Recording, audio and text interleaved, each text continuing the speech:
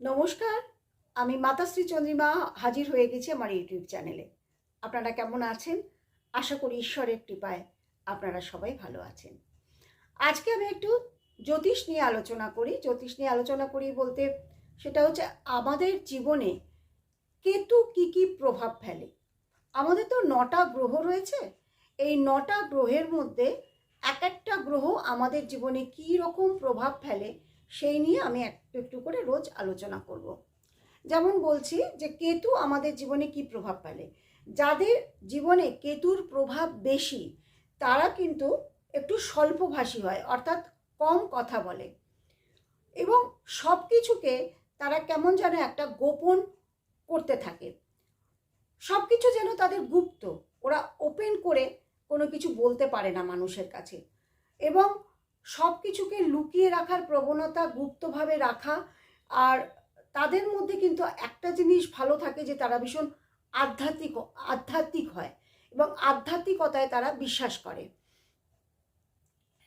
এবং তাদের মধ্যে যেটা আছে, মানে ওরা সহজে কারোর সাথে মিশতে পারে না। অনেক ক্ষেত্রে দেখা গেছে সহজে মিশতে পারে না, এবং যখন দেখা যায় যে অনেক মানুষ কোনো একটা জায়গায় রয়েছে সেখান থেকে তারা ঠিক আড়াল করে একটু ফাঁকা জায়গায় চলে আসে, অর্থাৎ একাকিত্বটা তারা পছন্দ করে বেশি এবং একা থাকতে পছন্দ করে।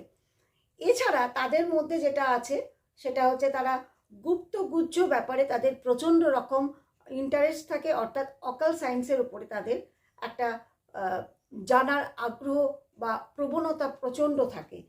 এই কেতুর প্রভাব মানুষকে কিন্তু অনেক জায়গায় বাধারও সম্মুখীন করে। আপনি কোনো কাজ করতে যাবেন, সব জায়গায় দেখবেন সেখানে আপনি বাধাপ্রাপ্ত হচ্ছেন।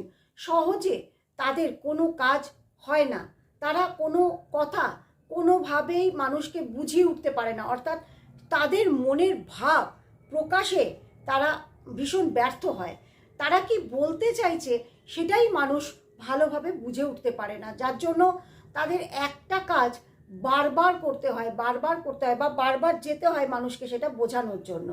এই হলো কেতুর একটা বৈশিষ্ট্য।